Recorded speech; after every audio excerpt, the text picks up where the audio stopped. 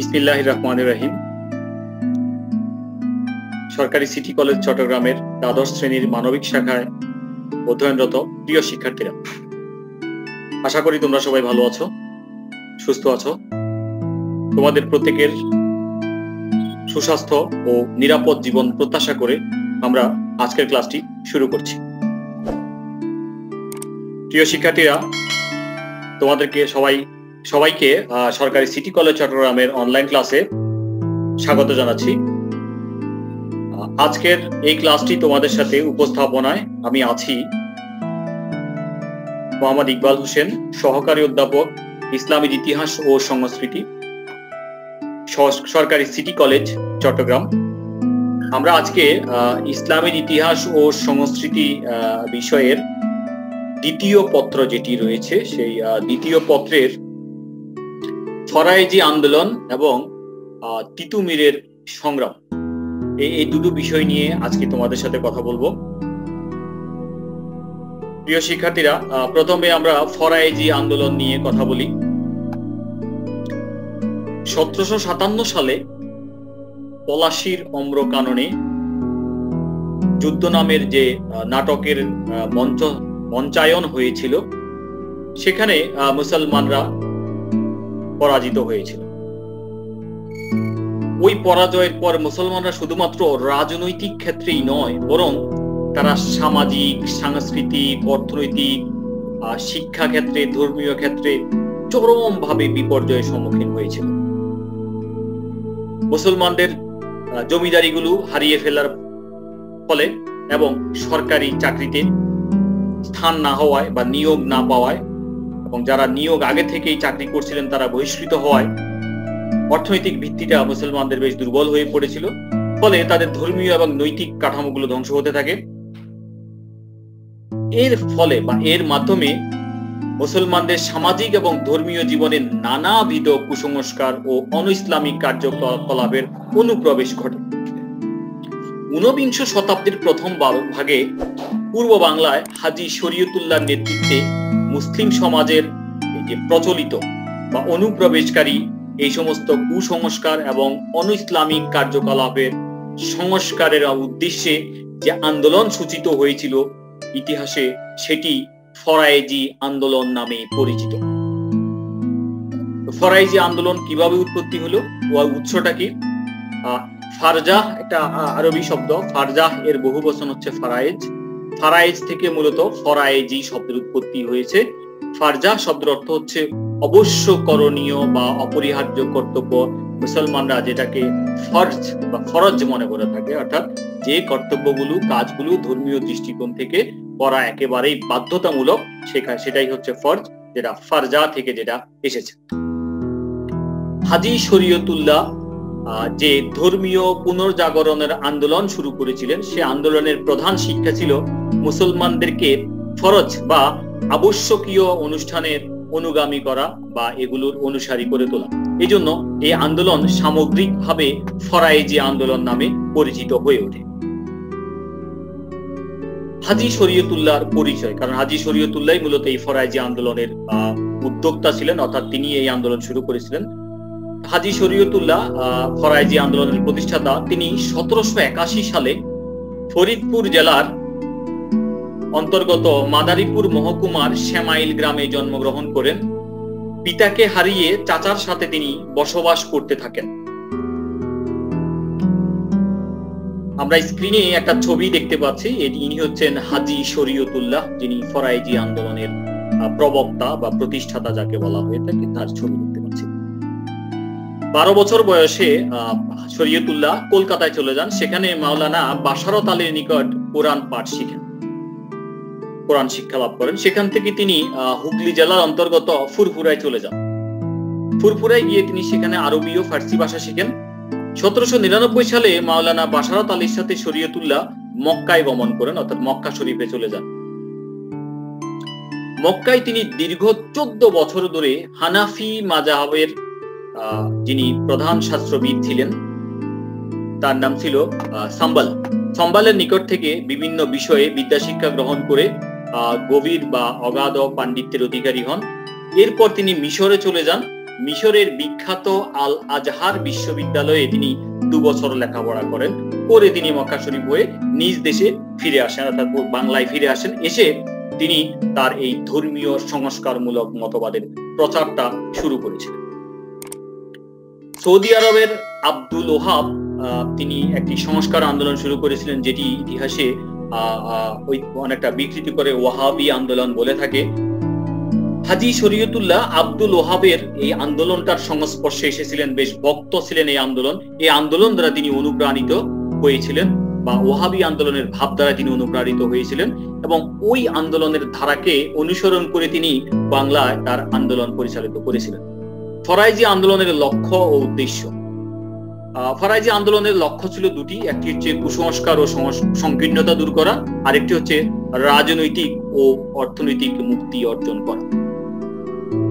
এখন এই দুটি লক্ষ্য অর্জনের জন্য হাজী শরীয়তুল্লাহ কতগুলো মৌলিক উদ্দেশ্য নির্ধারণ করেন, অর্থাৎ যে দুটি লক্ষ্যের কথা আমরা বললাম, এই দুটি লক্ষ্য অর্জনের জন্য কিছু মৌলিক উদ্দেশ্যকে তিনি টার্গেট করেন করে সেগুলোর ভিত্তিতে অগ্রসর হন। উদ্দেশ্যগুলো ছিল বেশ কয়েকটি ছিল। একটা ছিল যেমন কুসংস্কার মুক্ত ধর্মীয় আচরণ। এখানে আবার 5টি ধর্মীয় বিষয়ের উপর গুরুত্ব দেওয়া হয়েছে কুসংস্কার মুক্ত ধর্মীয় আচরণের বিষয়ে। একটা হচ্ছে কালেমা ও তাওহীদের স্বীকারোক্তি, 2 হচ্ছে দৈনিক 5 ওয়াক্ত নামাজ আদায়, রোজা পালন, 4 নাম্বার হচ্ছে যাকাত আদায়, 5 হচ্ছে হজ পালন। এই 5টি ধর্মীয় বিষয়ের উপর গুরুত্ব আরোপ করেছিলেন, যেগুলোর মধ্য দিয়ে কুসংস্কার মুক্ত ধর্মীয় আচরণ মুসলমানদের মধ্যে প্রতিষ্ঠা করা সম্ভব হয়।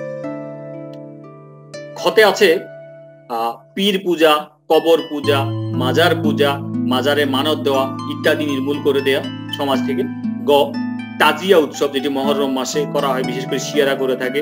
গীতিবাদ্য এবং বিয়ে শাদীতে অতিরিক্ত অর্থ ব্যয় করা, অপচয় করা, আর এগুলো রোধ করা।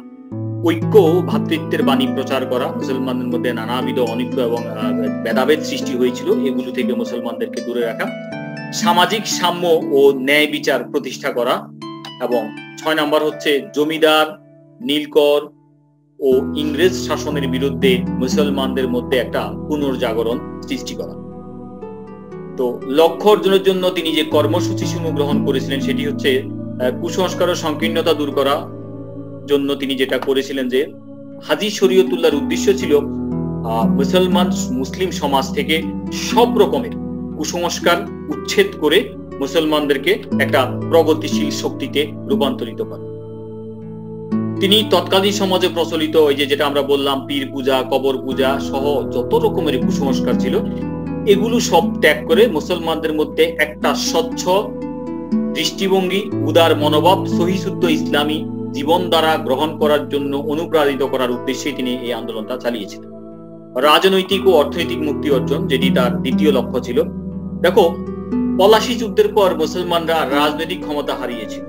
এই রাজনৈতিক ক্ষমতা হারা মুসলমানরা ব্রিটিশদের শাসন, শোষণ, নিপীড়নে বিপর্যস্ত হয়ে পড়ছিল। হাজী শরীয়তুল্লাহ নীলকর বণিক এবং সামন্ত শাসকদের নির্যাতন থেকে বাংলার কৃষক সমাজকে মুক্ত করার লক্ষ্যে মূলত আন্দোলন চালিয়েছিলেন। ইংরেজদের অধীনে খাঁটি ইসলামী জীবন যাপন করা সম্ভব নয় মনে করে তিনি ভারতবর্ষকে দারুল হারব বা বিধর্মী রাজ্য ঘোষণা করেছিলেন, এবং কোন একটা মুসলিম অঞ্চলকে যখন দারুল হারব ঘোষণা করা হয় তখন সেখানে জুমার নামাজ এবং ঈদের নামাজ পড়া নিষিদ্ধ হয়ে যায়, এবং তিনি বাংলাকে দারুল হারব ঘোষণা করে জুমার নামাজ এবং ঈদের নামাজ আদায় নিষিদ্ধ ঘোষণা করেছিলেন। ফরাইজি আন্দোলনের গতিধারা অর্থাৎ কোন দিকে সেটা গিয়েছিল। শরীয়তুল্লাহ মৃত্যুবরণ করার পরে 1840 সালে তার পুত্র মাওলানা মুহাম্মদ মহসিন, যিনি দুদু মিয়া নামে ইতিহাসে অধিকভাবে পরিচিত, আন্দোলনের নেতৃত্ব গ্রহণ করেন। তার তৎপরতায় এবং অতুলনীয় সাংগঠনিক দক্ষতায় এই আন্দোলন একটা আক্রমণাত্মক রাজনৈতিক আন্দোলনে পরিণত হয়েছিল। তিনি কৃষকদেরকে এই আন্দোলনে সম্পৃক্ত করে তাদেরকে মিলিটারি ট্রেনিং দিয়েছিলেন। মিলিটারি ট্রেনিং প্রাপ্ত কৃষকরা 1846 সালে পঞ্চচরের সুরক্ষিত নীলকুঠিতে আক্রমণ চালায়। আন্দোলনকে বেগবান করার স্বার্থে আরো বেশি তীব্র করার জন্য তিনি পূর্ব বাংলাকে কয়েকটি অঞ্চলে বিভক্ত করেন এবং প্রত্যেকটি অঞ্চলে একজন করে তার প্রতিনিধি নিযুক্ত করেন, তাদেরকে খলিফা বলা হতো। 1857 সালে যখন সিপাহী বিদ্রোহ শুরু হয়, এই সিপাহী বিদ্রোহে যাতে দুদু মিয়া ইন্ধন না যোগান বা অংশগ্রহণ না করতে পারেন তার অনুসারীদেরকে নিয়ে, এই জন্য দুদু মিয়াকে গ্রেপ্তার করা হয় এবং 1862 সালে দুদু মিয়া মারা যান। শরীয়তুল্লাহ ও দুদু মিয়ার মৃত্যুর পর সুযোগ্য কোনো নেতৃত্ব না থাকায় বা নেতৃত্বের অভাবে ফরায়েজি আন্দোলনের সংকটের মুখে পড়ে যায়। আন্দোলনটি আস্তে আস্তে স্তীমিত হতে থাকে। অপরদিকে ভারতীয় জাতীয় কংগ্রেস, যেটি 1885 সালে যেটি সৃষ্টি হয়েছিল, তাদের জাতীয়তাবাদী আন্দোলনের প্রভাবে এই ফরায়েজি আন্দোলনটা আস্তে আস্তে চাপা পড়ে যায়।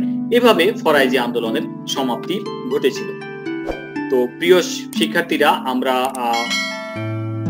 হাজী শরীয়তুল্লাহর ফরায়েজি আন্দোলনের উৎপত্তি, এর লক্ষ্য, উদ্দেশ্য, কর্মপদ্ধতি, বিস্তৃতি এবং পরিণতি নিয়ে তোমাদের সাথে কথা বললাম। আজকে দ্বিতীয় টপিক সেটি হচ্ছে মীর নিসার আলী তিতুমির, যিনি সৈয়দ মীর নিসার আলী তিতুমির বা শুধু তিতুমির নামে ইতিহাসে পরিচিত, তাকে নিয়ে আমরা একটু আলোচনা করব। ভারতবর্ষের স্বাধীনতার সূর্য অস্তমিত হয়েছিল বাংলা থেকে পলাশী যুদ্ধের মধ্য দিয়ে, এবং পলাশী যুদ্ধের মধ্য দিয়ে বাংলা যখন ইস্ট ইন্ডিয়া কোম্পানির হাতে চলে যায়, ক্রমান্বয়ে ইস্ট ইন্ডিয়া কোম্পানি কিন্তু পুরো ভারতবর্ষটা দখল করে নেয়। আবার ইস্ট ইন্ডিয়া কোম্পানি বা ব্রিটিশদের কবল থেকে ভারতবর্ষকে উদ্ধার করার বা ভারতের স্বাধীনতা অর্জনের যে সংগ্রাম, সেটির সূচনা হয়েছিল বাংলা থেকে। এবং এই সংগ্রামের পুরোধা ছিলেন তিতুমির। তিনি ছিলেন সর্বপ্রথম বাঙালি শহীদ। ব্রিটিশ বিরোধী আন্দোলনে বাঙালির প্রথম শহীদ ছিলেন মীর নিসার আলী তিতুমির। তিতুমিরের জন্ম ও পরিচয়। তিতুমিরের প্রকৃত নাম হচ্ছে সৈয়দ মীর নিসার আলী। তিনি পশ্চিমবঙ্গের 24 পরগনা জেলার বসিরহাট মহকুমার চাঁদপুর, মতান্তরে হায়দারপুর গ্রামে জন্মগ্রহণ করেন 1782 সালে। বাংলায় 1188 বঙ্গাব্দে 14ই মাঘ তার জন্ম হয়েছিল, অর্থাৎ মাঘ মাসের 14 তারিখ 1188 বঙ্গাব্দ। আর ইংরেজি খ্রিস্টাব্দে যেটি 1782 খ্রিস্টাব্দে তিনি পশ্চিমবঙ্গে জন্মগ্রহণ করেছিলেন। তার পিতা ছিলেন সৈয়দ মীর হাসান আলী, মাতার নাম ছিল আবিদা রোকাইয়া খাতুন। তিতুমিরের পরিবারের লোকেরা নিজেদেরকে হযরত আলী রাদিয়াল্লাহু তাআলা আনহুর বংশধর বলে দাবি করতেন। আমরা স্ক্রিনে একটা ছবি দেখতে পাচ্ছি, এটি সৈয়দ মীর নিসার আলী তিতুমিরের ছবি, যিনি বাংলা থেকে ব্রিটিশ বিরোধী আন্দোলনের সূচনা করেছিলেন এবং প্রথম শহীদ ছিলেন। তিনি গ্রামের মক্তবে প্রাথমিক লেখাপড়া শেষ করার পর স্থানীয় এক মাদ্রাসায় পড়াশোনা করেন। তিনি একাধারে কোরআনে হাফেজ ছিলেন। বাংলা, আরবি, ফার্সি, ওই 3টা ভাষায় তিনি বেশ দক্ষ ছিলেন। আরবি ও ফার্সি সাহিত্যের প্রতি তার গভীর অনুরাগ ছিল, এগুলোর প্রতি তিনি বেশ ভক্ত ছিলেন, লেখাপড়া করেছেন। তিনি ইসলামী শাস্ত্র, আইন শাস্ত্র, দর্শন, তাসাওয়াফ ও মান্তিক বিষয়ে সুপণ্ডিত ছিলেন। মাদ্রাসায় অধ্যয়নকালে তিনি তিতুমির একজন দক্ষ কুস্তিগির হিসাবেও খ্যাতি অর্জন করেছিলেন। বিভিন্ন জমিদারদের অধীনে তিনি কাজ করেছেন। তিতুমির 1822 সালে হজ করার জন্য, অর্থাৎ প্রায় 40 বছর বয়সে তিনি মক্কায় গিয়েছিলেন। সেখানে তিনি বিখ্যাত ইসলামী ধর্ম সংস্কারক ও বিপ্লবী নেতা সৈয়দ আহমেদ বেরেলির সান্নিধ্য লাভ করেছিলেন, অর্থাৎ তার শিষ্য হয়েছিলেন।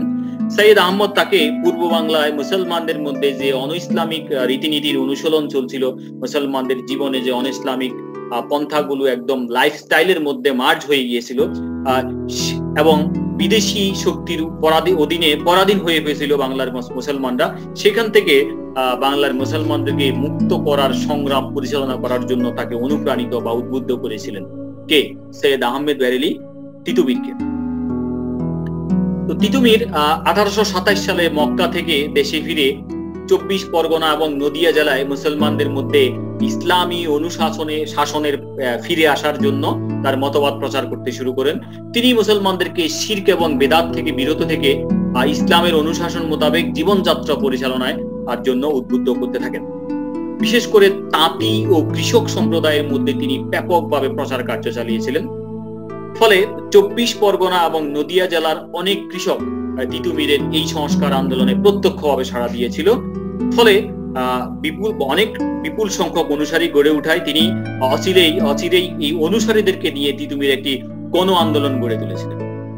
কৃষকদের এই সংগঠিত শক্তি দেখে জমিদার শ্রেণীর মধ্যে উল্লেখযোগ্য যারা ছিলেন তারা, যেমন তারাগুনিয়ার জমিদার রাম নারায়ণ নাগ, নাগপুরের জমিদার গৌরব প্রসাদ চৌধুরী, এগারোপুরের জমিদার যোগী প্রসাদ চৌধুরী, গোবরা গোবিন্দপুরের জমিদার দেবনাথ রায়, গোবরডাঙ্গার জমিদার কালীপ্রসন্ন মুখার্জি, কলকাতার প্রসিদ্ধ জমিদার লাটুবাবু, পুরুগাছির জমিদার প্রতিনিধি এবং আরো যারা ছিলেন অন্যান্য জমিদার, তারা তার সাথে নীলকুঠির ম্যানেজার যিনি ছিলেন মিস্টার ডেভিস, তারা ঐক্যবদ্ধভাবে তিতুমিরের অনুসারী যারা কৃষক এবং তাঁতি ছিলেন মুসলমান, তাদের উপর অহেতুক জরিমানা আরোপ, নির্যাতন করা, হয়রানি করা, গড়বাড়ি লুট করা, আগুন দিয়ে পোড়ানো শুরু করে দেয় এবং তারা মসজিদ পোড়ানো শুরু করে দেয়। সরফরাজপুরের একটি মসজিদে তারা অগ্নিসংযোগ করেছে। জমিদার কৃষ্ণদেব রায় তিনি মুসলমানদেরকে দাড়ির উপরে 2.5 টাকা হারে, অর্থাৎ দাড়ি রাখলে জনপ্রতি 2.5 টাকা হারে কর দিতে হবে, এরকম একটা অপমানজনক দাড়ি কর আরোপ করেছিলেন এবং জোরপূর্বক সেটি আদায় করার চেষ্টা করেছিলেন। এই অন্যায়ের বিরুদ্ধে 1830 সালের 7 আগস্ট বারাসাতের যুগ্ম ম্যাজিস্ট্রেটের নিকট তিনি একটা মামলা দায়ের করেছিলেন তিতুমির, কিন্তু পক্ষপাত দুষ্ট এই আদালত তিতুমিরের এই মামলাটি খারিজ করে দিয়েছিল। তার সেনাধ্যক্ষ গোলাম মাসুম এর মাধ্যমে তিনি কলকাতা কমিশনারের নিকট একই রকম একটা মামলা দায়ের করেছিলেন, কিন্তু তিনি কোনো সুবিচার তো পাননি, বরং তার বিরুদ্ধে ব্যবস্থা নেওয়ার জন্য ব্রিটিশরা স্থানীয় প্রশাসন এবং পুলিশ বাহিনীকে লেলিয়ে দিয়েছিল। প্রিয় শিক্ষার্থীরা, তিতুমির এই অবস্থা দেখে সশস্ত্র সংগ্রামের জন্য প্রস্তুতি গ্রহণ করেন। 1831 সালের 23 অক্টোবর বারাসাতের কাছে নারকেলবাড়িয়ায় তিনি একটি বাঁশের কেল্লা তৈরি করেছিলেন। এটি বাঁশ এবং কাদা দিয়ে একটা দ্বিস্তর বিশিষ্ট, অর্থাৎ দোতলা একটি কেল্লা বা দুর্গ, বাঁশের দুর্গ নির্মাণ করেছিলেন। এই ইতিহাসে যেটি তিতুমিরের বাঁশের কেল্লা নামে পরিচিত। আমরা স্ক্রিনে একটা ছবি দেখতে পাচ্ছি, এটি তিতুমিরের বাঁশ দিয়ে নির্মিত একটি কেল্লা, যেটি সেটির ছবি দেখতে পাচ্ছি। বারাসাতের বিদ্রোহ 24 পরগনার কিয়দংশ, নদিয়া ও ফরিদপুরের কিছু এলাকা নিয়ে স্বাধীন মুসলিম রাজত্ব প্রতিষ্ঠার লক্ষ্যে তিতুমির 1831 সালে হিন্দু জমিদার ও ইংরেজ নীলকরদের বিরুদ্ধে বিদ্রোহ ঘোষণা করেছিল। ইতিহাসে যেটি বারাসাতের বিদ্রোহ নামে পরিচিত। ইস্ট ইন্ডিয়া কোম্পানির বিরুদ্ধে ছিল এটি প্রথম বিদ্রোহ। নীলকুঠির ম্যানেজার ডেভিস তিনি জমিদারদের প্ররোচনায় প্ররোচিত হয়ে তিতুমিরকে আক্রমণ করে বসেন, কিন্তু পরাজিত হন। ফলে কলকাতার গোটা উত্তর পূর্ব এলাকা তিতুমিরের ভয়ে আতঙ্কিত, প্রকম্পিত হয়ে ওঠে। জমিদার ও নীলকুঠিয়ালদের বারংবার আবেদনের প্রেক্ষিতে ইংরেজ কর্তৃপক্ষ অর্থাৎ ইস্ট ইন্ডিয়া কোম্পানি 1831 সালের 15 নভেম্বর ভারতের যুগ্ম ম্যাজিস্ট্রেট আলেকজান্ডারের নেতৃত্বে 125 জন পুলিশের একটা বাহিনী নারকেলবাড়িয়ায় প্রেরণ করেছিলেন, কিন্তু তারাও পরাজিত হন। আলেকজান্ডার কোন রকম পালিয়ে গিয়ে প্রাণ রক্ষা করেছিলেন।